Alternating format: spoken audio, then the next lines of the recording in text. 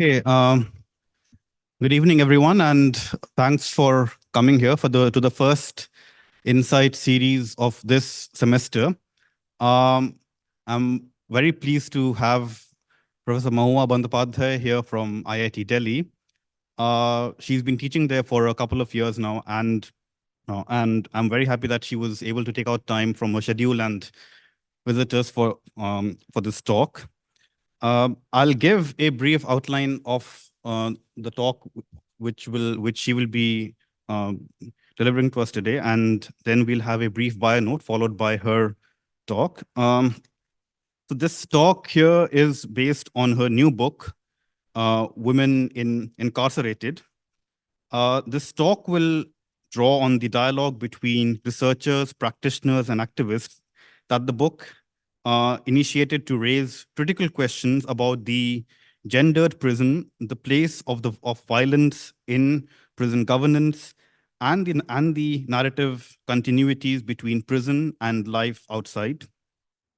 At the center of the book and my talk is the female criminal/prisoner who is in popular imagination the figure of intrigue.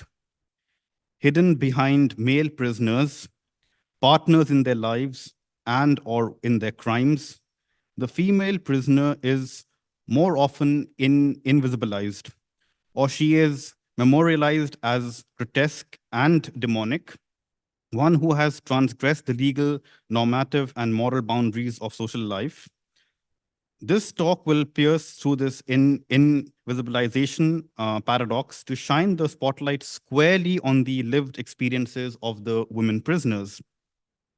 This book touches upon the themes of the collapse and the remaking of the everyday life in prison, the prison and the state acting as the extensions of the family um, uh, and the community in dealing with women perceived as deviants and the extraordinary and mundane aspects of the imprisoned women's lives. This talk will weave together the narratives of exclusion, uh, of exclusion and violence that are juxtaposed with the experience of care, camaraderie, and resistance to penal power. Through this dialogue that the book introduces, we hope to enable a collaborative reflection on humane prisons, even as we enter towards discussions on decarceration and abolitionism. So this was the abstract of the book and the talk today. On a personal note, I'm happy that Mahuya could come. She was my MPhil supervisor, and I'm glad that she was. It's always a pleasure to call your own teachers for the talk and to introduce her and her work. I will call upon my student Velo so that we can begin the talk. Thank you. Good evening. Professor Mahuya Bandyopadhyay is a social anthropologist studying varied manifestations and experiences of the carceral mesh in contemporary urban society. After several years of teaching at the undergraduate and postgraduate levels at the University of Delhi and Tata Institute of Social Sciences, Mumbai, she now teaches at the Department of Humanities and Social Sciences, Indian Institute of Technology, Delhi. Her work is situated at the intersections of the sociology of organizations, the sociology of law, crime and punishment, and gender and masculinities. She is the author of Everyday Life in Prison, Confinement, Surveillance, Resistance, co-editor of Towards a New Sociology in India, and Women Incarcerated, Narratives from India. Her work has also been published in journals such as Contributions to Indian Sociology, Man and Masculinities, Cambridge Journal of Anthropology, and in special knowledge volumes such as the Handbook on Prisons and the Palgrave Handbook of Prison Ethnography. She is currently working on 2 book projects. The first, which is under contract, which with Palgrave Macmillan, is a co-edited special knowledge volume on gendered geographies of punishment.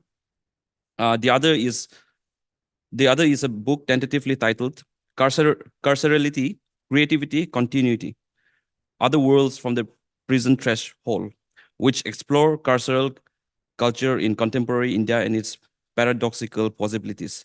Please join me in welcoming our professor. Okay. Thank you, Ashish and Velu, for that introduction.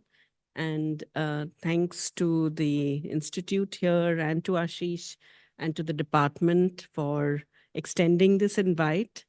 Um, as I always say that, it's hard to be invited to talk about prisons. As you know, many of you are probably aware that it's on the margins of scholarship in various disciplines. Um, one discipline where it is not in the margins is criminology. And criminology is taught in very few institutions, educational institutions here in India. So I'm always, I'm honored and I'm very happy to have this chance to talk to you all. However, I thought that this would be a small, intimate gathering where I would just sort of have this conversation. Um, um, so, this talk was actually, originally we had thought that it's a book talk, so it's based on this book, Women Incarcerated: Narratives from India, which is a very accessible book. I urge you all to find it. Hopefully, the library will have it and read it. But it's a book that Rimple and I edited together. And so originally, we thought that we would have a conversation between the two editors about the book, and that would have been much nicer because I think just a monologue is always very boring. But Rimple couldn't make it, so then here I am. So I'll try my best to try and summarize some of the themes in this book, but I will also use this opportunity to bounce off some of the ideas that I have been working with and that I hope to be writing about in the future. So let me begin, as we anthropologists love to do, with a little story. And the story is of my connection with one of the prisoners in the female ward of the prison where I had done field work. This is a story of Shamoli, who was considered to be the pagli or the mad woman of the women's ward. Of average build and height, she kept wild, unkempt, and straggly hair. A dull complexion framed her soft face, contrasting with a vacant, faraway expression in her eyes. She rarely smiled. Her young daughter, about 5 years old, ran around her sometimes as she paced up and down, either in the ward or in the prison compound. Most often, though, the little girl was in the care of Zoya Bibi, an older prisoner who was very fond of this young girl and had taken full responsibility for her. I don't know why Shamuli took to me. Perhaps it was because of her little girl who would come running to me as soon as I entered the female ward. I brought her paper and crayons, and afternoons were fun as she drew and colored while I sat and spoke to the women. Shamuli was aloof and never interacted with anyone in the ward. Other women would sometimes yell at her if she came too close to them for being dirty, but no one interacted with her. Neither did she engage with anyone. She did not speak with me, but she acknowledged my presence. She would look at me intently as I interacted with her daughter and acknowledge me with a slight nod on some days. One afternoon, all of a sudden, she brought me something in a steel glass. Cow, meaning eat or drink, she said. I looked up at her. I did not know how to respond. She stood in front, looking down at me, bringing the glass closer to my face. The other women prisoners who I was sitting with stared silently. Perhaps they were eager to see what I would do. I took the glass from her hands and took a sip. I felt the cold steel glass on my lips. The edges of the glass were not rounded off and smoothened out. It felt sharp.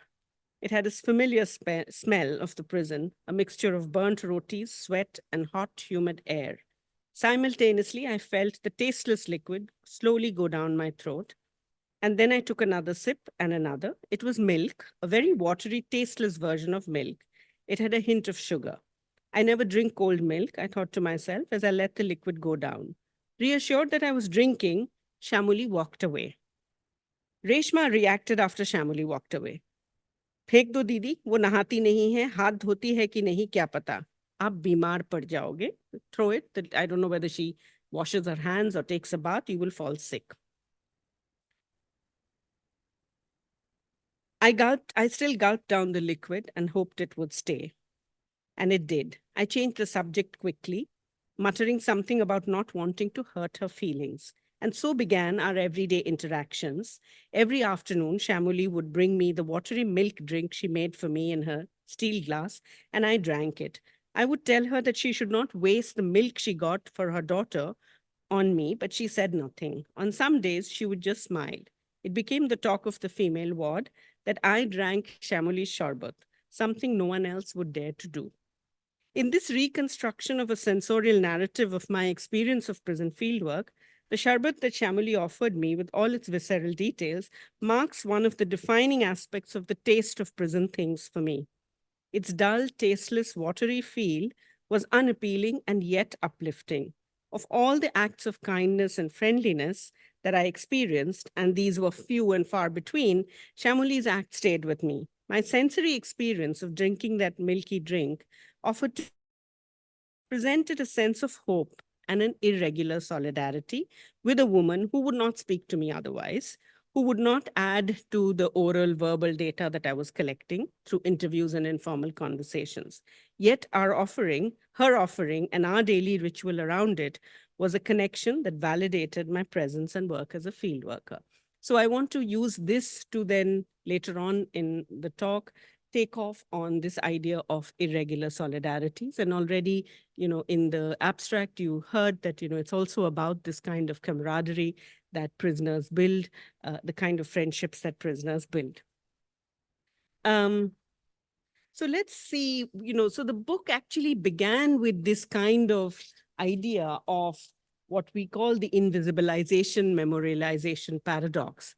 Now, why is it a paradox? On the one hand, women prisoners or female criminals, women criminals are invisibilized. They are not seen. In what way are they not seen? They're not seen because, because they're very few, right? They're probably right now, I think the statistics are, it's about 4% of the total prison population. So they are very few. When they are seen, when they are recognized as prisoners, criminals, they're often seen as accomplices of the men who are also in the same prisons or in other prisons. So they're seen as accomplices in crimes which men have committed or in crimes which concern the family. So they may become scapegoats in crimes committed by male members of the family or other significant men in their lives. There is literature which looks at narratives of women prisoners and presents this kind of process of location, dislocation, and relocation that women go through within these institutions of confinement and outside. And it shows this continuity of gender discrimination in society and in these institutions. So partly the book tries to look at this invisibilization, memorialization paradox. Memorialized how? When they're, in certain cases, you will see that they become like, and the example that Rimple and I used in the book is that of Fulan Devi, where she is, on the one hand, it's demonic and grotesque, the acts that they commit, but on the other hand, they're also memorialized. They're also, take on this kind of demi-goddess kind of stature. So this is one way in which the invisibilization, memorialization paradox works. The other is, I think, that if you look at policy documents, then the figure of the prisoner, and I'm reminded very much of something like, let's say, Weber, where the figure of the bureaucrat is male, right? So here also the figure of the prisoner is the male prisoner. So the imagined figure is always the male prisoner. And again, this partly has to do, so it's taken to be, prisoner is like a gender neutral term. And when you think about policy, when you think about all that is being written about prisons and how prisons are then being designed, how practices in prisons are designed, they're being designed with this idea of the gender neutral prisoner. So what the book tries to do is then to, as we say, is to really sort of shine a light on this paradox to say, okay, what are the experiences of women prisoners? Let us look at what they think about their presence in these institutions, about their journeys from family, from society into prisons, and their journeys from prisons to, again, back to family and society. Yeah, so so then, both in terms of how they are seen in society at large, and then how they are perceived by the criminal justice system, we can see this invisibilization, memorialization paradox. So for instance, you could take a more recent example of the case of Indrani Mukherjee, where I think you could, if you look at, the way in which the press reports and the kind of perceptions that is created around the figure of the female criminal, you will see this coming through very clearly. So, so the understanding and treatment of the female criminal, both in society and family, in community, but also in the criminal justice system, tends to be expressed in relation to male criminality. Right? So when the female criminal or prisoner is written about, she's presented as extraordinary, grotesque, and demonic, one who has not only broken the legal frame, but has also transgressed several normative and moral boundaries of social life. So here, I think what is important is we see that there is a kind of understanding of dishonor that you have brought, when you do these acts, you bring dishonor to society. So honor becomes a significant context through which we try to understand how the female prisoner and criminal is treated within the system, is perceived and treated. So one of the strategies of upholding the honor of the family is this invisibilization of the deviant. That is, you don't, so what will families do? The first thing that families do is that they will isolate, right? They will not keep in touch. So you'll find that once the person once a woman ends up in prison, it's unlikely to have visitors, unlikely to be able to connect or contact and retain contacts with family. So through this, so one is the invisibilization, keeping them behind the men and seeing them only as accomplices. Through this, they're further invisibilized in the criminal justice system. For instance, in our own experience, both Rimple and my fieldwork experience has shown that in cases where men and women are case partners, women were given very little information about the progress of their cases. And if you've ever been to a court, you will see that the accused are standing right at the back of the room in a little enclosure, and the work, the actual, the lawyers and the judge are sitting up ahead in front, and there's very little that you can actually hear, let alone understand and know what the progress is. So in most cases, they're given very little information about the progress of their cases, and they're also less likely to be considered for bail than they're in relation to their male case partners. The practice of invisibilization then involves multiple strategies. And as we saw, this, sort of recalling the idea of honor is one of them. And it requires this kind of complicity of institutions, right? So it's not enough for just the family or the prison to do it. It requires a collusion between different institutions. So the nature of collusion and the role of these institutions determines whether the female deviant will be seen as, and I hear, the person who has, broken some of these or transgressed some of these norms, whether they will be considered as completely invisible or partly invisible as an accomplice, or will be memorialized for her extraordinary criminal feats. So, so here then we see that the prison and the state, the prison, the state, and the family, or the prison and the state actually act as extended arms of the family and the community. So a big part of what the book is trying to do by bringing out some narratives of women prisoners is showing what this collusion is like and what are the implications of for how women experience the prison. So we see here through various chapters, we have a chapter by Shireen Sadiq, where you see this nexus between patriarchy, family, and the state, and in trying to think about the crimes that are committed by women and their treatment within the prison. So Sadiq finds that most crimes are in fact linked to family, either of a family member or for the family. In the former case, their offenses chafes their already tenuous bond with families and believe that women are expendable. So, the idea that, you can do, so if somebody has transgressed, then the person is isolated, the person is, so the already tenuous bonds within the family are continue to be challenged. In the latter case, the family is too impoverished, hapless, and unlettered to help her.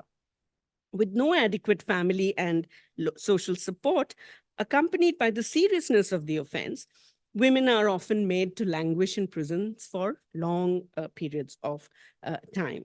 And their stay in prison then, because the criminal justice system also begins to perceive you as this kind of isolated figure, then your stay in prison is also marked by several kinds of deprivations, because you're then not able to, as it were, work the system to gain certain advantages. So, yeah. So once incarcerated, so what is important is that it is when you look at these incarcerated lives that you are able to see these connections. So when we are outside, you and I will not, as women, we may not be able to actually look at these connections so clearly between patriarchy, state, caste, family, community, neighborhood, prison, right? For us, very often these are very discrete categories of understanding, right? You may or not you may choose to enter or not enter into one of these institutions. But the point that we're trying to make is once you enter the prison, you see the kind of continuities that exist. And we'll, try and discuss, hopefully have time to draw on at least one narrative to actually show this. So then, if one looks at this,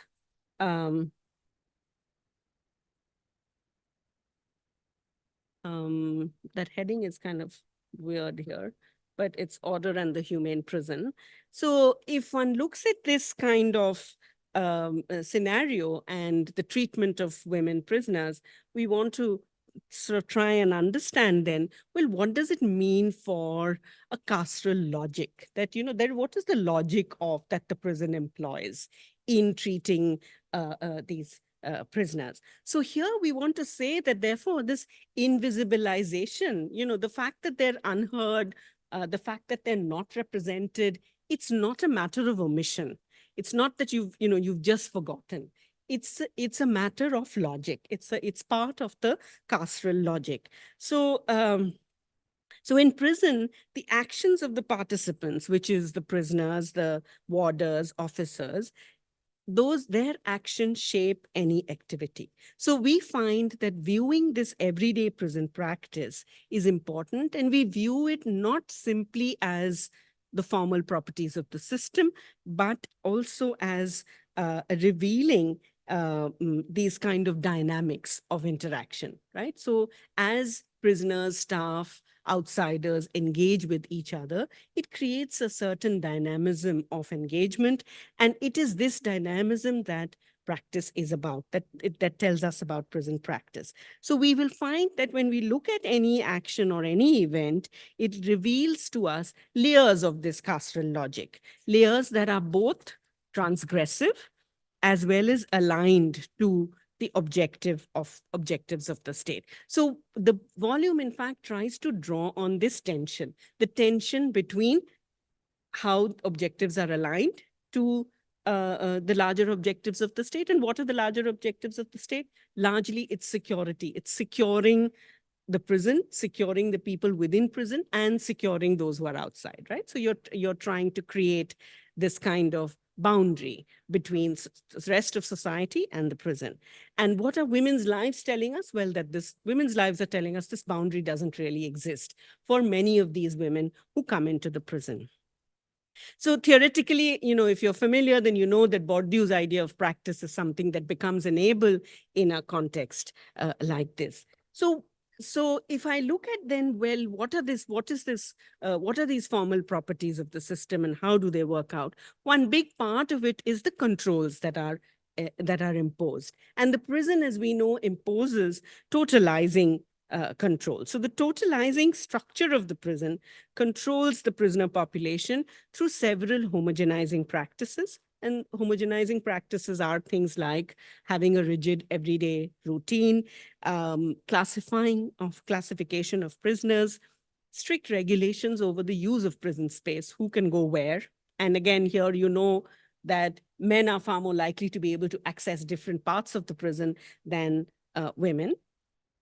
And the spatiotemporal constraints on physical mobility and social interactions. Again, who can meet whom at which part of the prison? How can prisoners associate or engage with warders? These sort of norms will be very different for men and women prisoners. So the marginality of women prisoners is evidenced through these everyday practices within prison system and in terms of state policy.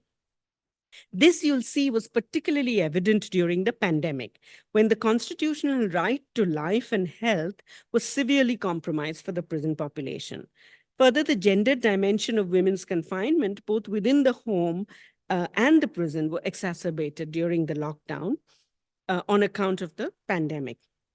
The shadow of the long lockdown reveals the inequities of access to space and resources, increased surveillance and social isolation that would put women in vulnerable circumstances, reduced access to processes of justice during the pandemic, such as access to lawyers, interview with family, furloughs, visits to court. All of these were compromised during the lockdown. I mean, I know of a prison where, in fact, everybody was, all the women prisoners were inside the barracks. They were allowed to come out only once during the day. So, if you had one bottle of water, you had to make do for that entire day with one bottle of water. You were not even allowed to come out of the barrack to fill your bottle of water. So despite sort of the Supreme Court mandating that there should be a high-powered committee and there should be an attempt to decongest prisons and so on, we know that this was something that was difficult. And the issue of decongestion then was linked to severity of crimes committed, linked to questions of security and so on. And so you find that, the cases, for instance, of Safura Zargar and Stan Swamy were handled the way in which they were handled. They stand testimony to this kind of additional repression in the context of the pandemic. Now, all these kind of practices, in fact, reveal this carceral logic of order, control, discipline, and punishment. Another kind of, I mentioned the idea of classification of prisoners, which is another of the strategies that is used in this carceral logic. And so the classification of prisoners is done according to their crimes, their status, and as under trials or convicts, and the number of years that one has served. And through this, the specific histories of individual prisoners and their pre-prison lives and circumstances of arrest are in fact erased, because you're made into a number, or you're given a position based on these categories. So while this erasure may be considered essential for the management of the prisoner population, the specific histories of pre-prison conditions and consequent incarceration continue to frame the everyday identities of women in prison. Their attempts to negotiate the everyday are further interrupted through the rigid everyday routine and the controls on prison space.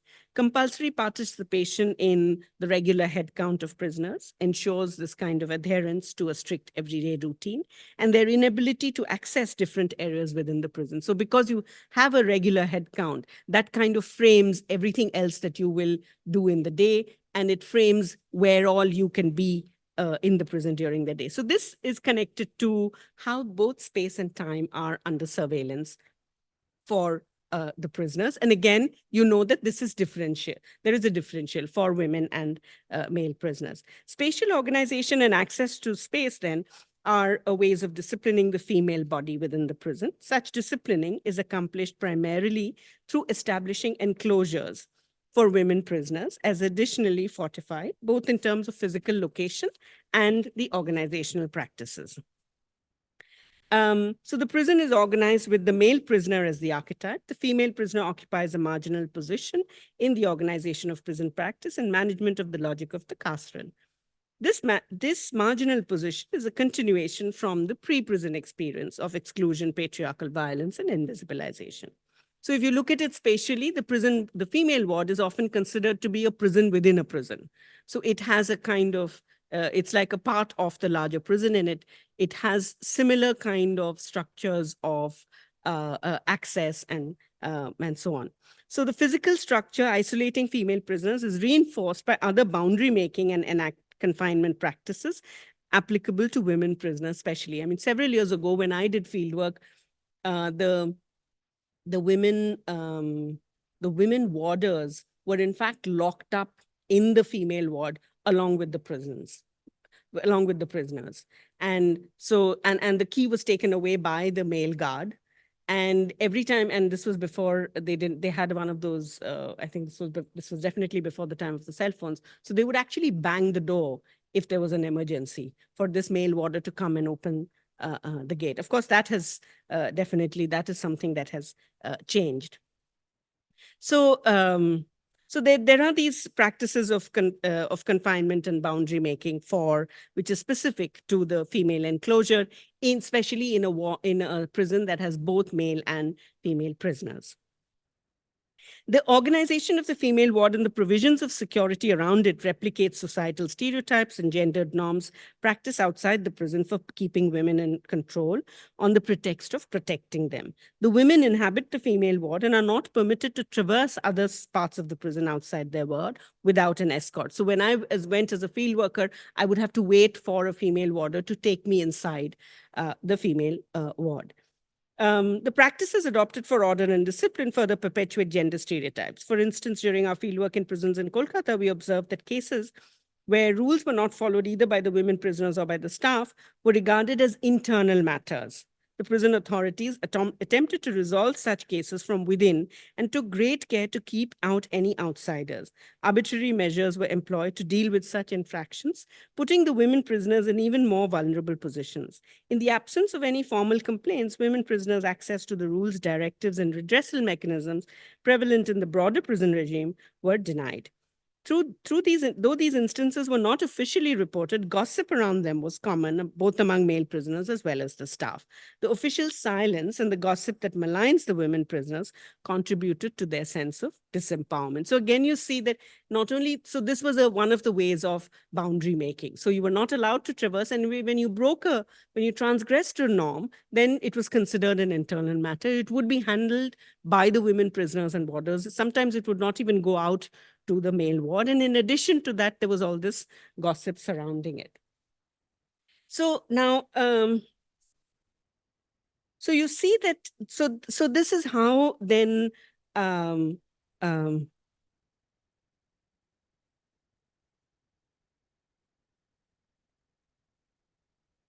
yeah, so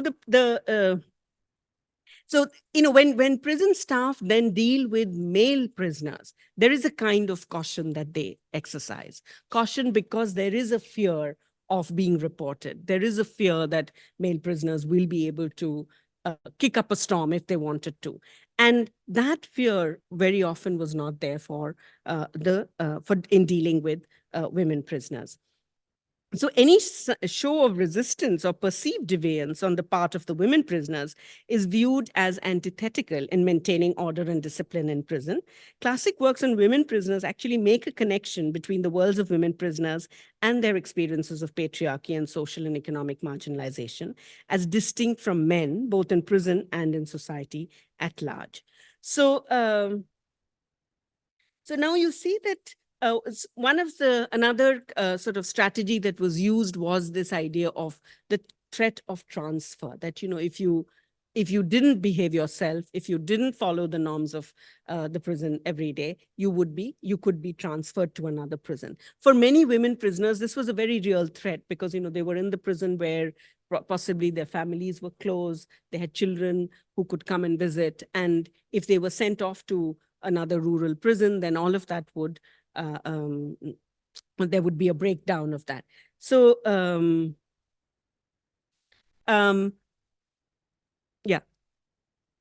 Now, what is interesting, I think, is in all of this is that through these controls, why were these controls important? Why were these controls important to be maintained?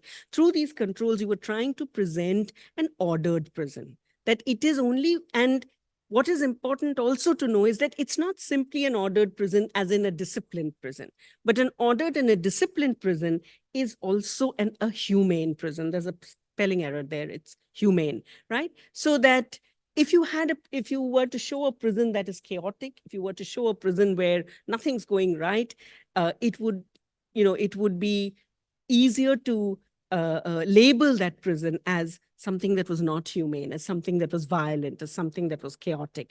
And so order comes to be associated then with this idea of humaneness.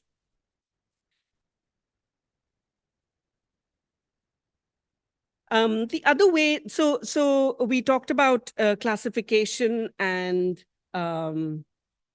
controls of movement on the body. So, the control on bodily autonomy, which is that, bodily autonomy was severely constrained, both through norms as well as through these rules and regulations of who could be where and so on. But for women prisoners, additionally, it was about what they could wear and what they could not wear, how they could present their bodies in front of an officer, in front of other male prisoners, and so on. So these controls create this kind of normative idea of an ideal prisoner body, and they ensure the ease of governing a population. Again, so when you see a body that is, you consider a body to be deviant, to be socially deviant, you want to then present it, make it presentable in a way that it does not appear to be deviant. So you do that through a kind of clothing and attire and presentation.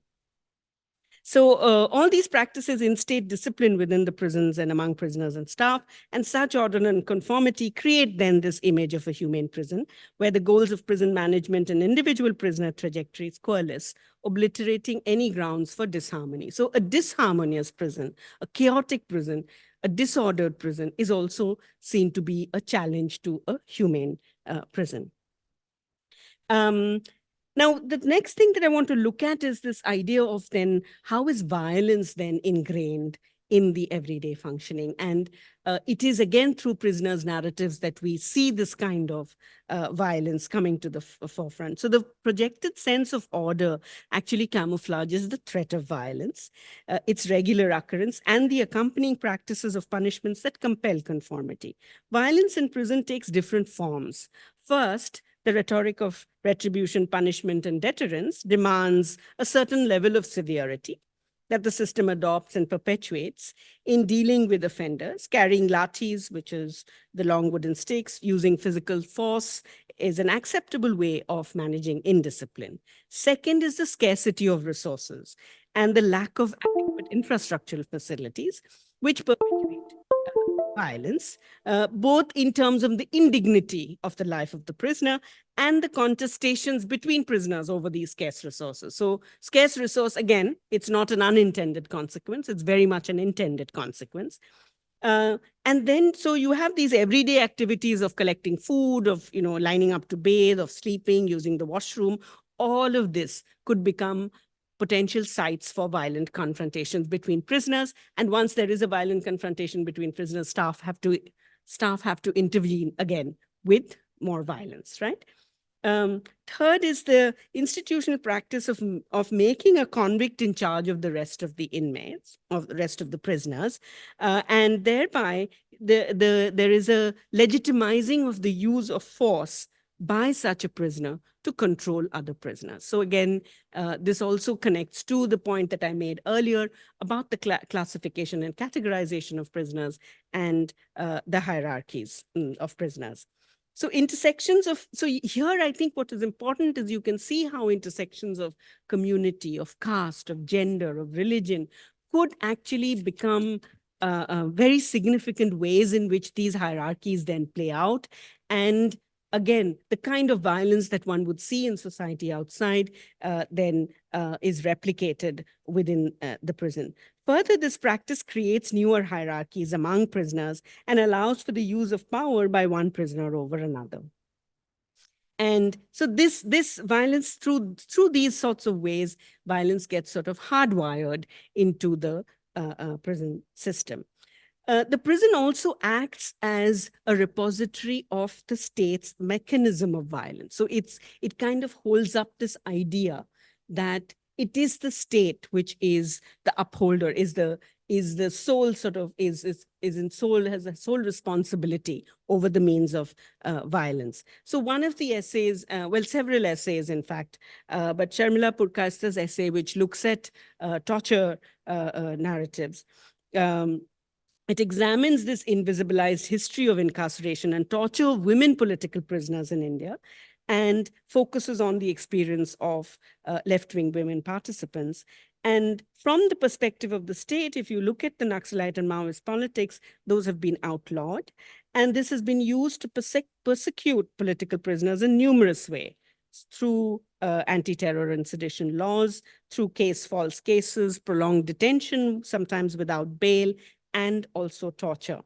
Now, there are several silences around sexual torture and the way in which women speak of the torture in prisons. But the narratives that we have in the book clearly indicate the range of women's experiences of embodied violence, such as the denial of right to food, lack of access to health services, and regular beatings. As the narratives in the chapters show, it is futile to actually analyze the experience of torture of women prisoners within the heuristic frame of sexual and non-sexual forms of violence.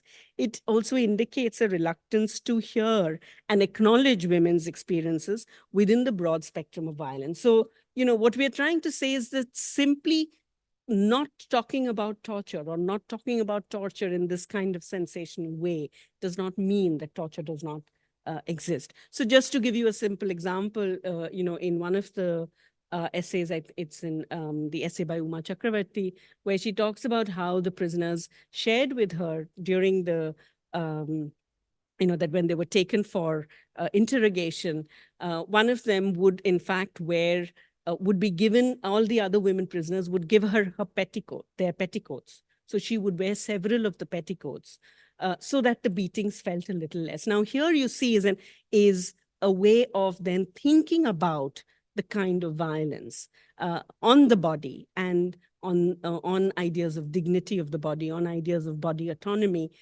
which is perpetuated. But, it's not being articulated in words. It doesn't need to be articulated in words. So the book then has this kind of, I would say, a two-pronged strategy to address what we began with, this invisibilization, memorialization paradox. One is to focus on the mundane, everyday aspects of prisoners' lives. And the example that I just gave you, it comes through because of this focus on mundane, everyday aspects of prisoners' life. And then to ask, well, what do they reveal? Right? One is they reveal this kind of solidarity, but the other is the solidarity also tells us about the extent of violence. And the second thing that it tries to do is it tries to engage in a collaborative effort, bringing together a cohort of researchers, social work practitioners, administrators, and activists whose work revolve around issues affecting women prisoners. Now, it's important to think about, that how does one study the prison?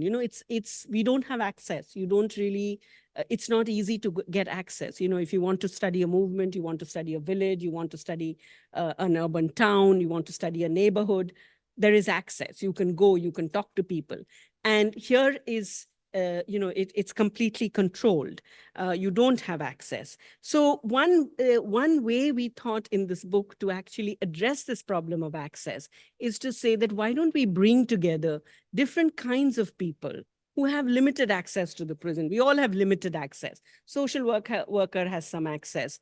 There are, the maximum access, of course, for the people who were prison officials who have, and there are essays by some of them. Lawyers have some access. Legal activists have some access. So it's trying to piece together these fragmented knowledges from different perspectives. It also means it's from different disciplinary perspectives. And that's what the book tries to do. How much time do I have? Do I have about 10 minutes? Yeah, okay. So I want to actually sort of try and leave you with this idea of, well, how do prisoners respond? And when we think about this every day, what do we see? What we see is, there are several essays in the book which bring this up very sensitively, are these stories of love and solidarity, right? So you want to, you go in trying to explore violence, but what you find are stories of love. And, both there's Rimple's essay, there's Kanupriya's essay, all the, including the essays by Sharmila, Uma, my own essay. They all, in some ways, they talk about love and solidarity. B.D. Sharma, who was a prison official, who shows how bonds of solidarity, how he could use these bonds of solidarity to actually put up a play with prisoners. So, so prisoners actually use various strategies in response to these homogenizing practices and hegemonic practices of prison life. And some of these practices, some of their strategies are the collaborative management of subversions, which means together they will try to manage their lives, try to manage these rules and regulations by subverting them. Managing the image of the female ward and the female prisoner. So this was a big thing because, it was like the female ward should not get a bad name, right? So this controlling this world of gossip. Fostering relationships of mutual benefit with the prison staff, and using every opportunity of mobility within and outside the prison to experience a sense of self and express bodily desire. So, this control of bodily autonomy that we talked about is in fact countered by this kind of expression of love, of desire, of actually transgressing both the prison as well as ideas of what this womanhood should be like, which is ideas from the outside.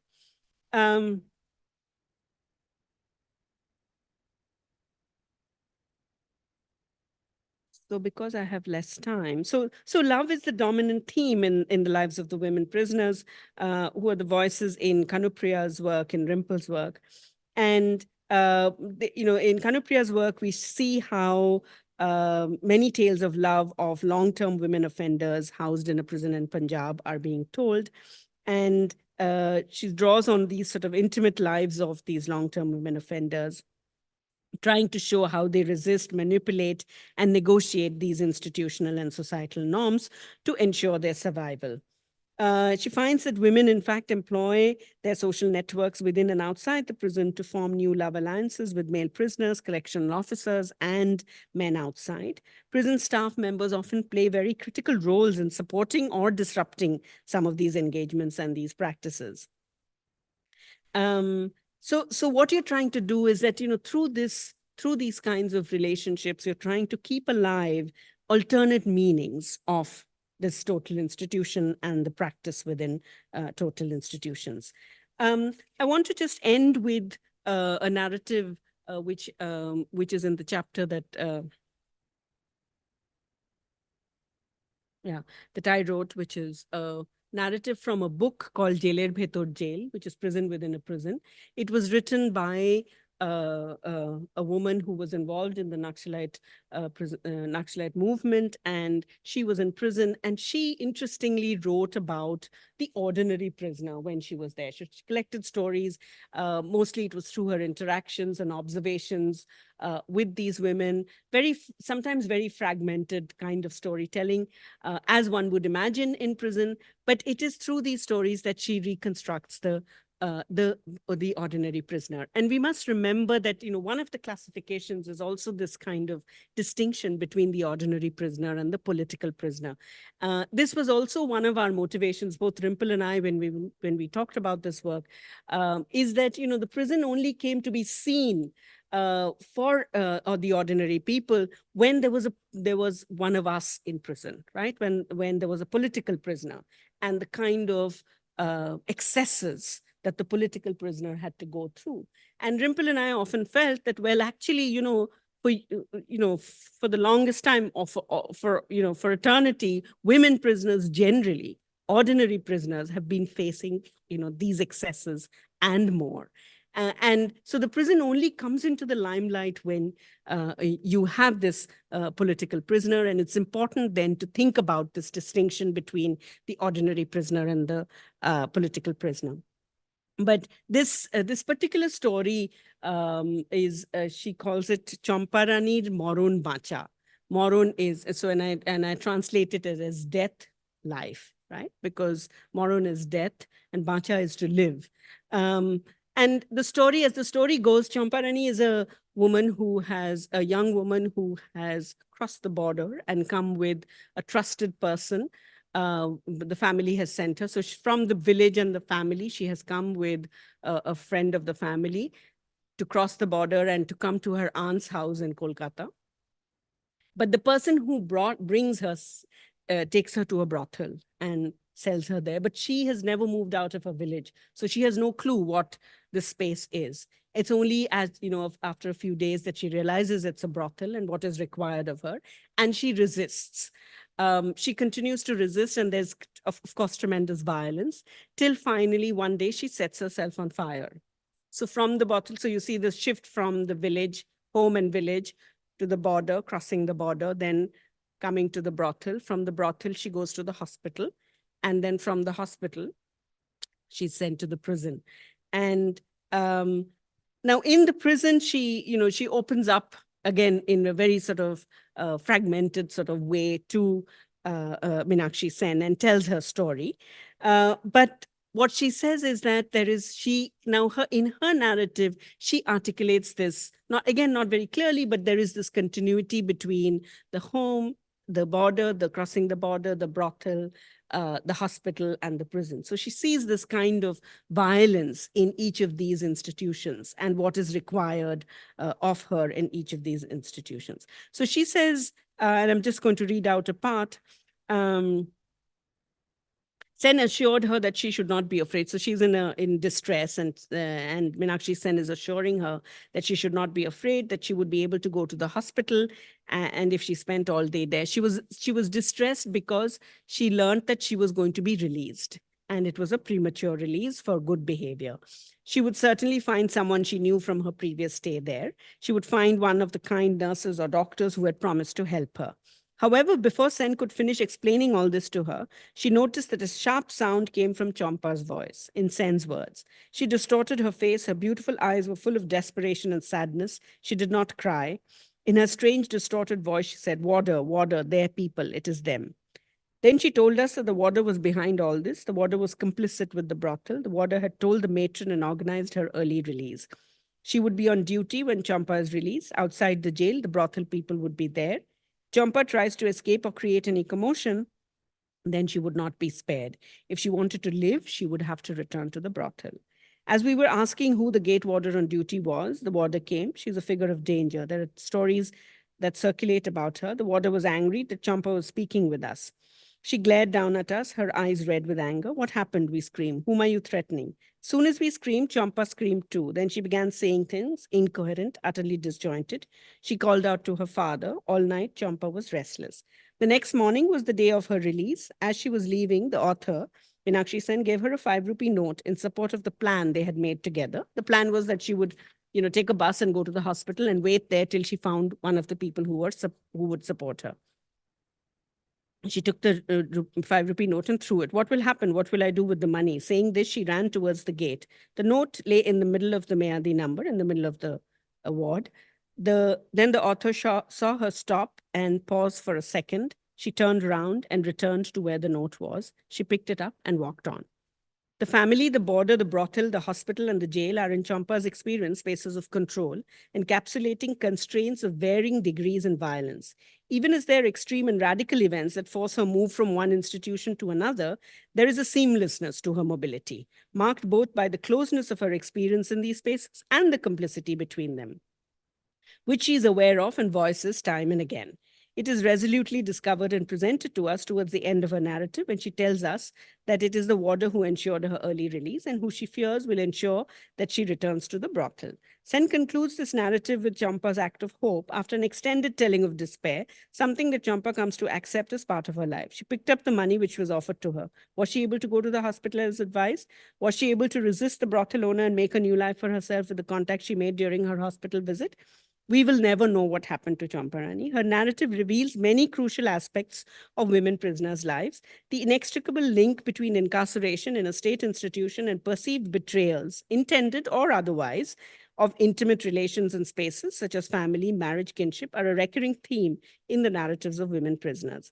One way of articulating these linkages has been to show how everyday prison life and prison relations are shot through with influences of pre-carceral ties of prisoners, and there's already quite a bit of work done on this. An articulation of pre-carceral ties nuances the analysis of everyday prison life as deeply cultural, encompassing the organizational dynamics of prison governance and the attempts to replicate normal lives within prison. Prison sociality has been portrayed through the categories of subculture, convict code, and prisonization. Gang life and the culture of gangs has also been one of the threads in the discussion around issues of prison governance, culture, and coping with prison life. Discussions revolve around the relative influence of external influences and factors indigenous to prison environment.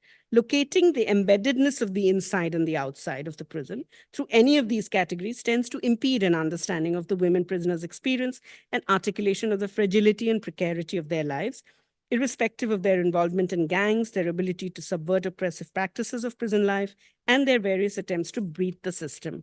This work then sidesteps the argument of one or the other aspect's influence on prison lives and shows how women prisoners' narratives presented mark a sense of continuity between the inside and the outside.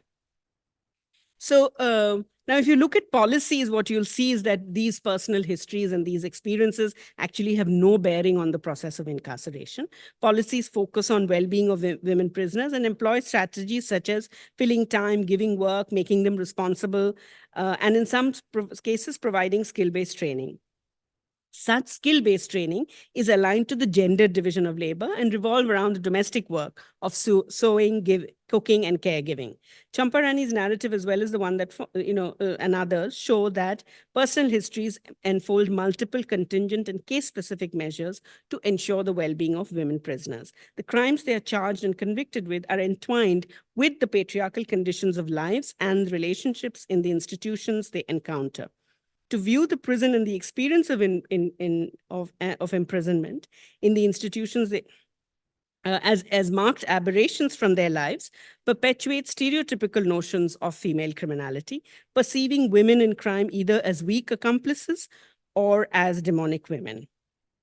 The female prisoner then oscillates between these stereotypes, and this precludes the possibility of perceiving and treating them as humans and looking at these contingent circumstances of their lives. So the last I will just say one last thing, which is that, the broader idea then is also to focus on the expression of the political, and how, when you look at some of these instances and these narratives, not only are they important to puncture policy and to think about how do we rethink policy with regard to prisons, but they're also a way of them thinking about the political, thinking about ideas of resistance. When we think about political and resistance, commonsensically, we would think about it in terms of the political prisoners, because they're the ones who have gone to prison for a cause. But what the narratives show us is that women prisoners actually articulate this feminist idea of the personal as political in multiple ways, through challenging their roles in intimate institutions, through challenging their perceived role within the prison itself, through disrupting this kind of binary between the public and the private, by sharing their experience of embodied violence in spaces of custody and care. So you can see this embodied violence when I say spaces of custody and care, the prison is a space of custody and care, but so is the home. And you can see that continuity.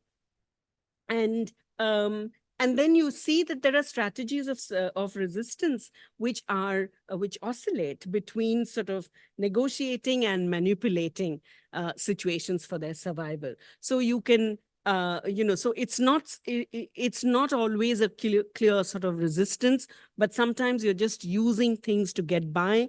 And in all of this, there is an attempt to defy gender norms. Sometimes but they're also all sort of, in some senses, framed by these established patriarchal notions of honor and dishonor. So what we try to bring out, I think, are these tensions, and how the fact that, and the fact that these tensions then should not really be seen as a kind of triumph of the institution or triumph of totalizing power, but also as these ideas of resistance. So just if you think about, for instance, somebody like an instance of such articulation can be found in women's participation in movements that directly affect their access to land and resources, which has been criminalized, leading to incarceration. These women may never have stepped out of their domestic sphere. Their claims through protest to rights connected to disruptions in their everyday makes them suspects and amenable to state action.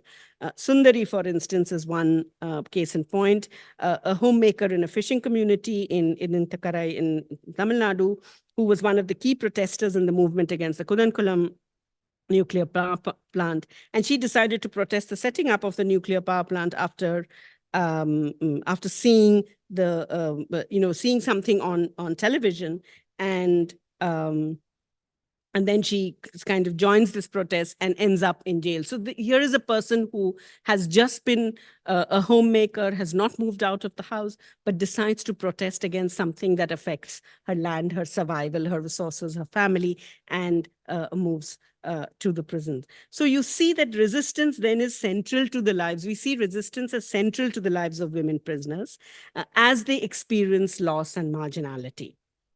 And I think that, one of the, so what we're trying to do is, as we say this, we know that loss and marginality, again, has to be framed in terms of multiple social locations. So when you think of, questions of caste, questions of tribe, questions of other marginal identities, of sexual minorities, you can imagine that there need to be more sort of studies and more engagement with some of these sort of intersections to see what those ideas of resistance are.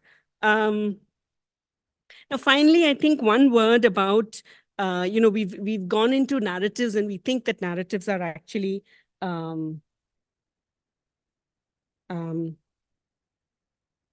narratives are important important points of data. They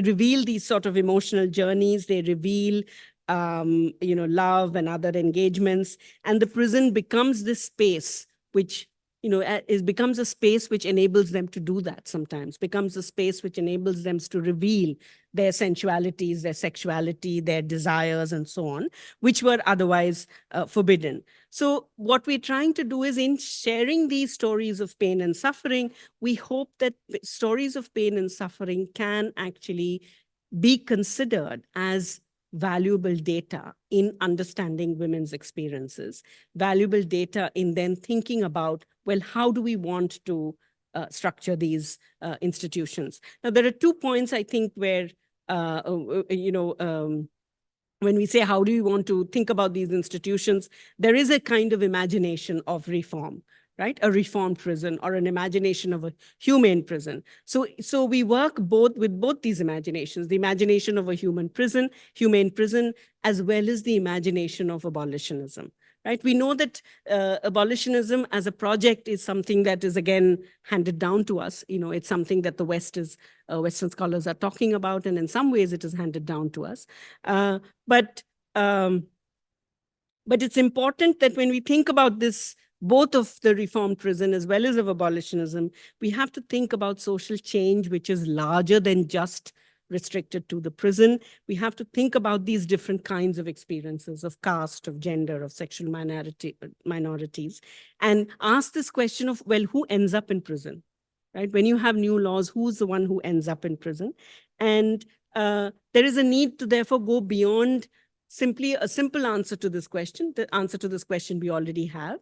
It's only those who are from marginal social locations who are more likely to end up in prison. But there is a need to document the precise nature of exclusion and marginalization within these within the prison as an institution, and the kind of continuities that that can be seen from these marginal social locations. So so behind the imagination of both of the reformed prison as well as of abolitionism is the idea, is the imagination of a just society, is the imagination of trying to actually think about a society where these constraints of security, of citizenship are actually not, don't sort of bind us to an idea of what society could be like. I'll stop here and take questions if there are any.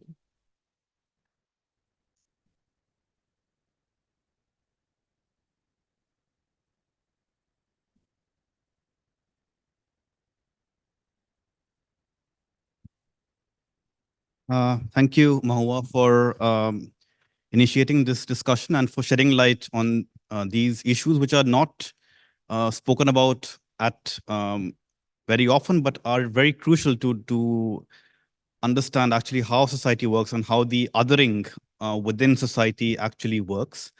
And I have some questions of my own, but I would pause here. I would ask the audience if, since after the talk, if they have any questions, please feel free to ask the questions, and Mama will be happy to answer them. So if there are any questions, you may raise your hand and we can pass on the mic.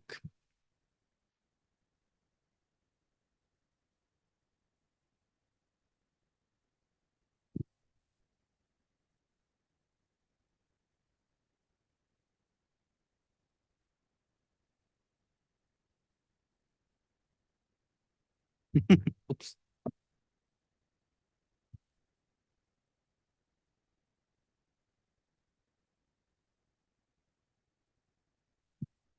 So you can introduce yourself and you can ask the question. Hello, I'm Anushka. I'm a master's student at first year, Society and Cultural Studies. So firstly, thank you so much for the presentation. It was wonderful. I'm actually interested largely in your experience, like your field experience. So you spoke about the strict surveillance, not only of the prisoners, but also as you as an interviewer. So I'm largely interested about how did you get even access to these narratives, especially narratives which challenge the state or this ordered and the disciplined idea of the prison, which actually exposes this, this I'd say a very inhuman and violent side which is lurking at the back. So I just wanted to know about your experience into the field. Yeah, so I think, it would be good to, it would have been good if I had a little more time to talk a little bit about method, because another thing that is part of this book is questions of method. And as I said, I indicated that, well, it's probably relatively easier to study what I would call relatively free environments. And in a place where you don't have access, how do you study? So I think just going back to, my fieldwork, which was several years ago, but I did have access to the female ward. And it was controlled in the sense that there was constant surveillance of what I did and where I went and where I sat and who I spoke to. But along with the prisoners, I could also subvert some of these controls. And so I learned through these subversions about the prisoners' subversions also, and what those subversions meant for the lives of prisoners. So I think it became important to try and document the subversions, not simply as a kind of, as Goffman would say, this is the underlife, right? It's something that is hidden. It's the hidden transcript. And I think I was trying to articulate in my early work the idea that this is not really hidden. This is what makes prison practice. And what would be interesting is that certain things, the certain instances would come up as transgressions, and certain things would not. So it's not like warders did not see them. Sometimes warders would choose not to see certain things. Sometimes warders would choose. So I think it was this combination of subversion, what was being hidden, what was being invisibilized, what was being talked about, which became important to document. The other thing I think that, as a method, I think narrative, I use what is called the life story narrative. And I found that the life story is relatively open-ended for people to share what they can and would like to. Typically, this especially with the male prisoners, I would begin with giving an example. I say, can we talk about your life story? And I would say that, for instance, I was born in, and I would say a few things about myself. It was a way of connecting. But the male prisoners would inevitably start their life stories with the crime. So, and how they ended up in prison. And this is not true of most of the women prisoners, So I think that some of these were sort of interesting methodological cues to think about what kind of presentations of lives people wanted to do. The other thing that I did was that whenever if I saw that prisoners were relatively open to speaking with me, I would interview them more than once. And I would also try to make connections with their families. So I would go to court dates. So they would have their court dates. I would go to court dates. One didn't meet them in court dates, but they were in the vans. So I would often stand outside the van and speak to them. I would meet friends and family, sometimes in other prisons. So these are all ways of actually recognizing the limitations of access in the particular site, but also trying to open up your access to individuals through navigating these. Now, subsequently, I've only recently begun doing some fieldwork in sites of confinement, not just prisons. I've access to some prisons, but also places of safety. So children's homes and places of safety, and homes for children in conflict with the law. And again, there we are trying to see how this embodied experience of, the field workers' embodied experience of the site of confinement can be a valuable way of understanding what the space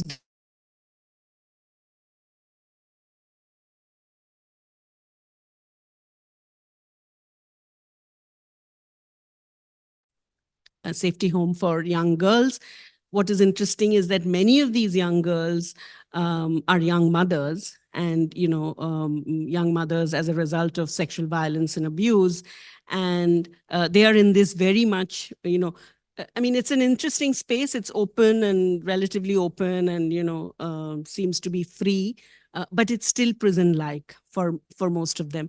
And there are many mothers who have young kids who are growing up in these prison-like circumstances. So I think that it's interesting that in the safety homes, and despite a certain, a shift in the law and so on and so forth, we find that the prison becomes the model for many of these places of safety and security. And again, you see that overwhelming narrative of security, which informs both the practice as well as the design of spaces.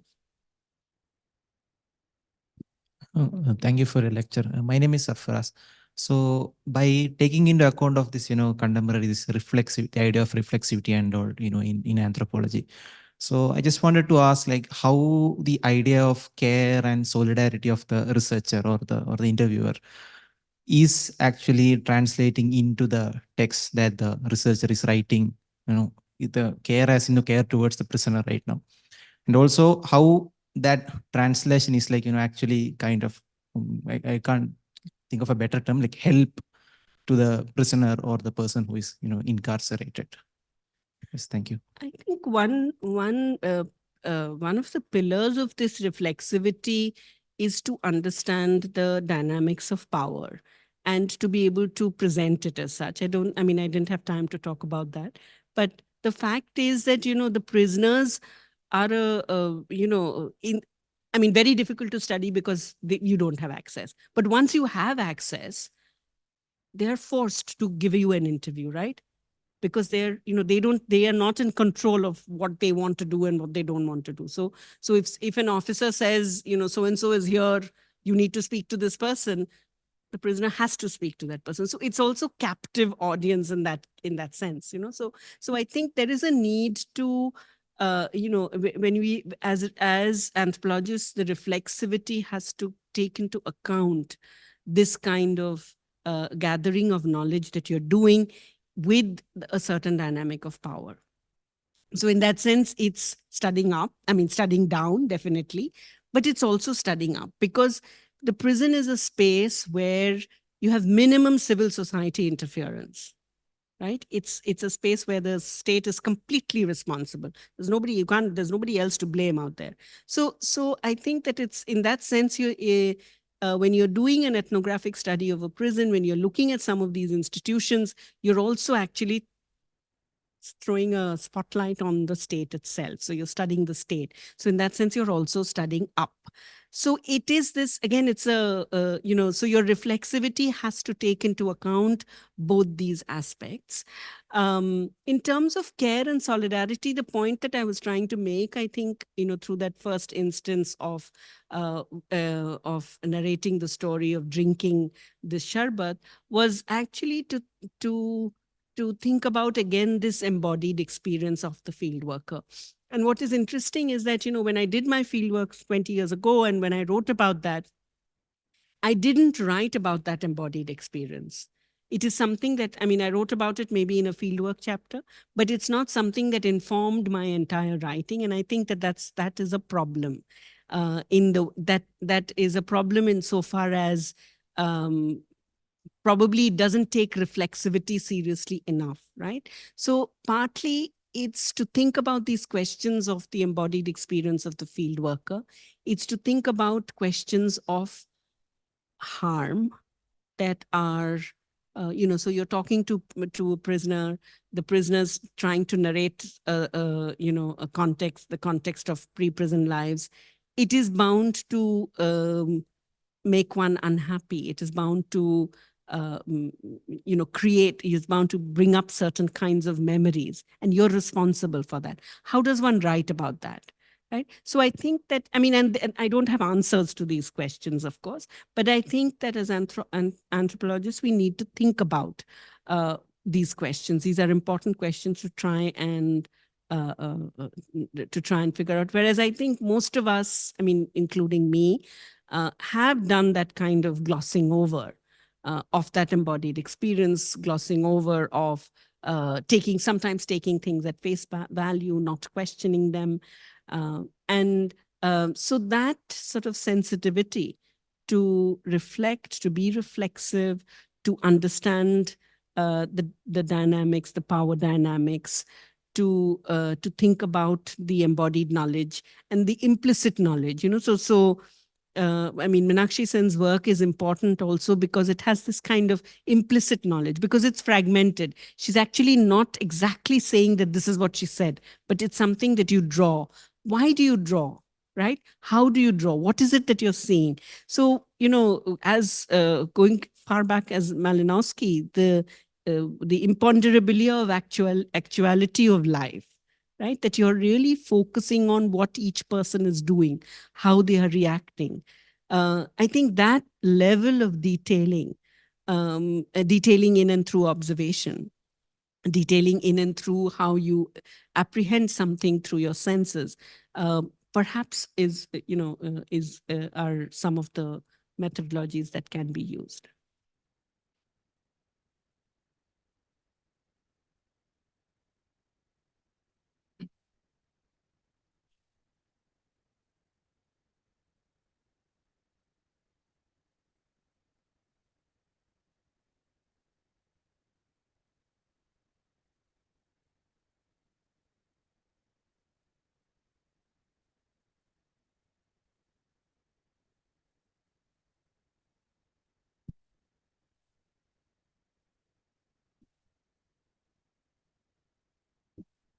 Hi, Nishant.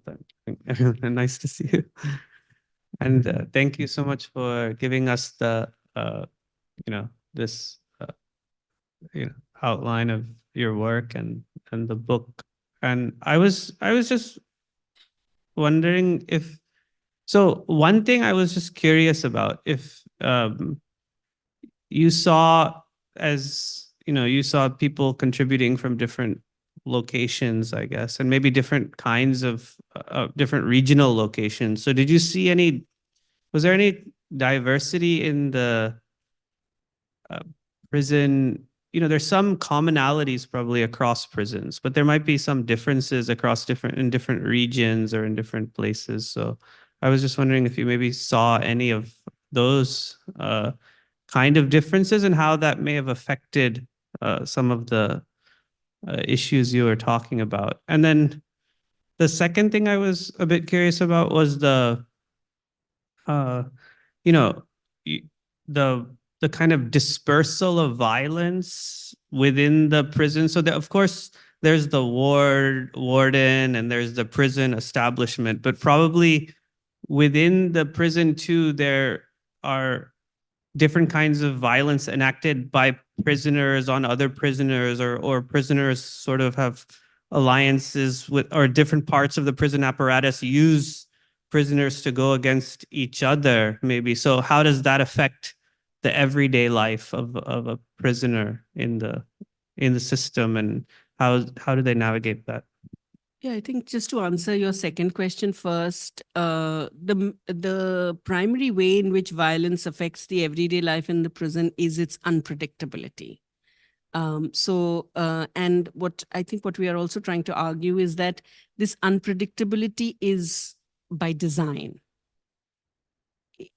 It's not unpredictable unpredictability. It's predictable unpredictable. So there is a kind of design to this unpredictability, and it's this unpredictability which is the most violence, because the male warder, when he goes past a set of bars, he will take the lathi and go along it and make that sound. And this is done at, let's say, at night. It is done during, and that sound creates a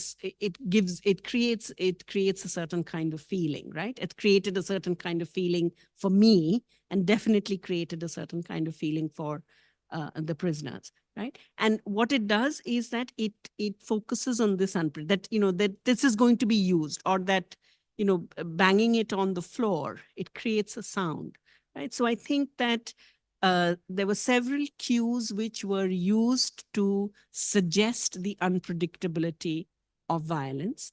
And here I spoke about the violence from the authorities' side.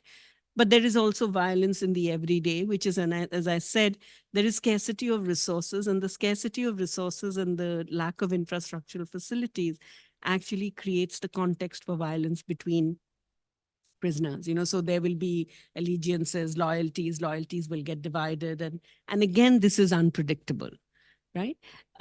So my answer to that question is really that the violence does not lie necessarily in physical acts so much as this kind of fear of when it is going to be used against you. With regard to the first question, in terms of differences, I think my sense, I mean, and I don't think we, I mean, that's interesting, because I don't think we necessarily got into the differences in the book, because the book is really, really much more about these commonalities of experience to show this continuity between and the collusion between different kinds of institutions for the experiences of women prisoners. But definitely as the articles and the essays in the book will suggest, there are differences in the way in which, for instance, love and solidarity is experienced. So the way in which it is experienced in the prison in Punjab would be very different from the way in which I saw it when I did fieldwork prison in Bengal. I mean, so it's both in terms of different kinds of prisons, as also in different temporal sort of periods. just to give you an example, a year back, I had a short stint of field work in a prison in Punjab. And the big problem there, I was told, is throw. Now, what is throw? Throw is that basically that people, and the superintendent actually said that the old panopticon design was much better because you actually had a watchtower and you had things around it. And you were far away from the wall, the boundary wall. There was a big, and this prison was designed with, then the, the wards were along the wall. I mean, there was still a lot of distance. But apparently people would throw SIM cards and cell phones inside the prison and other things of need. So cell phones and SIM cards was their big challenge, and how to avoid getting those in. And so he said that, it's this security officer said that it is very common because here somebody can walk into, a prisoner can go to court, come back on the way back from court, hand over 2 lakh rupees and say, let me take my phone in. And I said, well, this would, this would be unheard of in the prison in Bengal, not just in terms of when I did field work, but probably even now. And he laughed and said, but of course, because, nobody in Bengal has that kind of money. So I think that, so there are these sorts of differences and challenges of governance. And, if you look at, for instance, Tihar versus other prisons, if you look at, and that's why I said that really having access and being able to flesh out these stories or these experiences of marginal social locations and their interactions with the prison and with the state, and to think about these collusions is important. What we have presented is only one very small fragment of the experience of women prisoners. If you bring in questions of caste, tribal identities, other marginal locations, sexual minorities, I think the story will get far more complicated and diverse.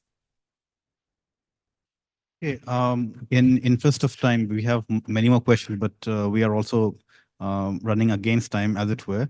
So I'll end the formal discussion here. There were some questions on the chat box as well, but since we are completely out of time, I invite all of you to sort of you can send your questions to her, I think, over email, and I think she'll be happy to Sure. to answer that. So once again, on behalf of the department, I thank you once again for coming here and sharing your work with us, and we hope that we can have many more such exchanges in the future. Thank you. And yeah, so I think we can maybe just come, as is the ritual of this place. Like we can maybe just assemble here for a quick group photograph, and we can disperse for the day. So thank you, everyone.